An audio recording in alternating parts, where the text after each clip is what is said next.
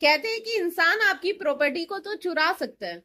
चोर आपके घर में घुसकर आपका धन चुरा सकते हैं, लेकिन आपका कर्म वो कोई भी नहीं चुरा सकता। आपके कर्मों का फल आपको थोड़ा लेट मिल सकता है, लेकिन मिलेगा जरूर। अच्छे कर्म किए हैं तो अच्छा फल भी मिलेगा, और जरूर मिलेगा। इसी के ऊपर एक बहुत इंटरेस्टिंग स्टोरी लेकर आई हूँ। मैं अलीशा आप सबका स्वागत करती हूँ स्पीक यूनिवर्सल पर। आज की कहानी स्टार्ट होती है एक छोटे से गांव से, जहां पर एक किसान होता है। वो किसान के साथ साथ उसने अपने मतलब एक नाव का काम किया होता है। वो अपनी नावों को बिजनेस है, तो वो अपनी नावों को मतलब बेचता तो है ही है, लेकिन वो रेंट पर भी देता है। ठीक है। तो उसका काफी अच्छा काम चल रहा होता है, और एक नाव उसकी पर्सनल नाव होती है जिसमें वो अपनी फैमिली को लेकर जाता है घूमने वगैरह के लिए। तो वो उसकी पर्सनल नाव होती है। तो अब छुट्टियां भी आने वाली थी, समर वेकेशंस का टाइम था। अब उसको पता था कि अब बच्चे जिद करेंगे घूमने की, तो मैं इससे पहले अपनी नाव को थोड़ा सा रिपेयर करवा लेता हूँ, पेंट फूंट करवा लेता हूँ, अच्छी सी बनवा लेता हूँ। तो वो एक पेंटर को बुलाता है और कहता है कि भाई मेरी ना नाव है, और इस नाव को देख, इसको ना बढ़िया सा चमका दे, अच्छे से चमका दे, अच्छे से पेंट कर दे। तो वो कहता है कि ठीक है, कोई बात नहीं, मैं कर दूंगा। तो वो ऐसी बातें करता रहता है, मतलब काम भी कर रहा होता है और बात भी कर रहा होता है। तो वो पूछता है कि आपके घर में कौन कौन है। वो कहते हैं मेरे दो बच्चे हैं। वो दोनों बच्चों का नाम पूछता है। अब वो एक पेंटर होता है, क्रिएटिव माइंड होता है उसका। तो वो क्या करता है, बिना पूछे, बिना उससे पूछे नाव में दोनों साइड दोनों बच्चों का नाम बहुत सुंदर तरीके से सजाकर लिख देता है।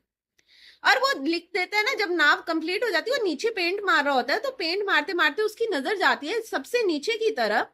एक होल होता है नाव में।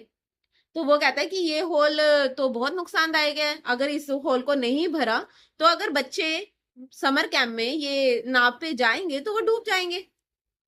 तो वो बिना कुछ कहे, छोटा सा होल होता है लेकिन बहुत ज्यादा हानिकारक होता है, तो वो छोटे से होल को बिना कहे, उसको थोड़ा बहुत काम भी आता है रिपेयरिंग का, वो वहां पर उसकी रिपेयरिंग कर देता है अच्छे से, और उसके ऊपर पेंट मार देता है। ठीक है। और उसके ऊपर जो थोड़ा बहुत अगर निशान से जो नजर आता है, वहां पे फूल पत्तियां भी बना देता है, ताकि डिजाइन क्रिएट कर देता है, ताकि ये और सुंदर लगे। वो रिपेयरिंग है अच्छे से कर देता है, और उसके ऊपर और डेकोरेशन कर देता है। तो और वो बताता भी नहीं है उसको, नाव वाले को, कि हाँ तुम्हारी इसमें होल था, ये था, वो था। वो सिर्फ पेंट करने के ही पैसे लेता है। उसका जब काम पूरा हो जाता है तो वो उसको पैसे दे देता है, वो चला जाता है। ठीक है। तो कुछ 3-4 महीने के बाद क्या होता है, उसके पास एक लिफाफा आता है, कुरियर आता है, और उसके अंदर बहुत सारे पैसे होते हैं। और उस पर एड्रेस लिखा होता है वही नाव वाले का, कि उसकी तरफ से आया है। तो वो सोच रहा होता है कि इसने मुझे इतने पैसे क्यों भेजे। मैंने तो इसका जब काम किया था 2-3 महीने पहले, तो इसने मुझे साथ ही पैसे दे दिए थे। तो अब क्या हुआ ऐसा। तो वो वापस उसके गांव में जाता है, उससे पूछता है, मिलता है। तो जब वो जाता है तो वो उसको देख के बड़ा खुश हो जाता है नाव वाला, कि आ गया है। और वो उसका ना बड़े अच्छे से वेलकम करता है, उसको घर में बिठाता है, चाय पानी का इंतजाम करता है। तो वो कहता है कि मैं ना तुमसे मिलना चाहता था, लेकिन मुझे टाइम नहीं लगा काम के चक्कर में। नाव वाला बोलता है उसको, पेंटर को। तो पेंटर पूछता है कि वो तो चलो ठीक है, लेकिन आपने मुझे इतने पैसे क्यों भेजे। तो वो कहता है कि क्या हुआ, जब तुम पेंट कर कर चले गए, तो उसके बाद 1 महीने के बाद बच्चे जिद करने लगे कि हमें घूमने जाना है, हमें घूमने जाना है, हमें नाव चलानी है, हमें नाव चलानी है।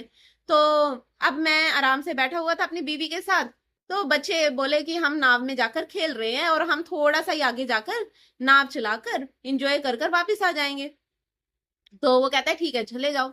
जब बच्चे चले जाते हैं 1 घंटे के बाद, उसको याद आता है कि मेरी नाव में तो एक छेद है। अगर बच्चे समुद्र में इसको ले गए तो बच्चे तो आज वापस आते नहीं भाई। बच्चे तो मर ही जाएंगे, सच में वो वापस नहीं आएंगे। तो वो यही बात अपनी बीवी को बोलता है। अब बीवी का तो रो रो कर बुरा हाल होता है, और वो कोस रही होती है, वो उसको भी गालियां दे रही होती है अपने हस्बैंड को, कि भाई तुम्हारी वजह से हुआ है, तुम्हारी वजह से हुआ है, मेरे बच्चे तो मर गए, मेरे बच्चे आए नहीं है, देखो इतना टाइम हो गया। वो माइंड में बहुत सारे थॉट्स आ जाते हैं। थोड़ी देर बाद ही बच्चे दोनों एन खुश होकर आ रहे होते हैं। दूर से वो देखता है, भाई ये क्या हो गया, ऐसा लग रहा है इन्हें तो पता ही नहीं क्या मिल गया। और बच्चे एन खुशी खुशी आ रहे होते हैं, बहुत मस्ती कर कर आ रहे होते हैं। तो वो देखकर बड़ा खुश हो जाता है। तो वो पूछते हैं कि तुम नाव में नहीं गए थे। वो कहते हैं नहीं, हम तो नाव में ही खेल कर आए हैं, हम तो थोड़ी सी दूर भी लेकर गए थे नाव को, बड़ा मजा आया हमें तो मस्ती करते हुए। तो वो नाव को देखने जाता है। वो देखता है कि भाई इसमें तो होल था, भाई मैं चेक कर कर आता हूँ। तो देखता है कि उसको कहीं कुछ होल ही नहीं नजर आता, उसको पता ही नहीं चलता कि होल था भी कहाँ था। तो वो देख रहा होता है, उसको समझ में ही नहीं आता है कि कहाँ होल था। तो उसके माइंड में आ जाता है कि हाँ यहाँ पे था शायद होल, और यहाँ पे तो ना फूल पत्तियां सी बनी हुई है। तो उसके माइंड में एकदम आता है कि ये जरूर उस पेंटर का ही काम है, क्योंकि होल कहीं पर होता तो नजर आता, टांके वगैरह भी मतलब कि रिपेयरिंग नजर आती ना।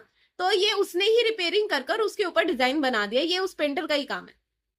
तो जब उसको ये बात समझ में आती है तो वो सोचता है कि उसने मुझे जिंदगी की सबसे बड़ी खुशी दी है। तो वो उसका वेलकम करने के लिए उसके पास ये छोटा सा अमाउंट, छोटे से पैसे, थोड़े से पैसे भिजवा देता है उसका थैंक्स करने के लिए। तो वो कहता है उस पेंटर को कि ये मैंने इसलिए ही किया था कि क्योंकि मेरे पास आपका थैंक यू करने के लिए, इससे मतलब मेरे को समझ ही नहीं आ रहा था मैं आपका धन्यवाद कैसे करूं। ये तो कुछ भी नहीं है, अगर मैं अपनी पूरी दौलत भी आपके ऊपर नौछावर कर दूं ना, क्योंकि आपने मेरे लिए इतना बड़ा काम किया। एक तो सबसे बड़ी बात, आपने काम किया है बिल्कुल ईमानदारी से, बिल्कुल ईमानदारी से काम किया, इतना अच्छा काम किया। और दूसरी बात, कोई लालच नहीं रखा। और तीसरी बात, आपके इस काम से आपने मुझे जिंदगी की सबसे बड़ी खुशी दे दी, क्योंकि मेरे बच्चों से ऊपर तो मेरे पास कुछ है ही नहीं, यही मेरी लाइफ की सबसे बड़ी दौलत है।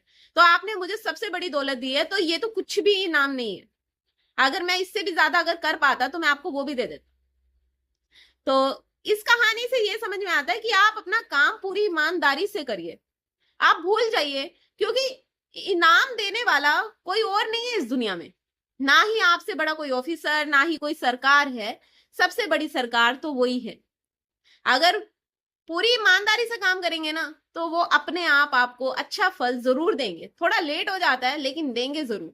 तभी तो कहते हैं, घर में चाहे चोरी हो जाए, हर एक जमीन लुट जाए, लेकिन कर्म कभी कोई चोरी नहीं कर सकता, किसी के भी कर्म कोई नहीं चुरा सकता। आई होप आपको ये कहानी पसंद आई होगी। तो अगर आपको ये कहानी पसंद आई है तो प्लीज मेरे चैनल को लाइक और सब्सक्राइब जरूर कीजिएगा।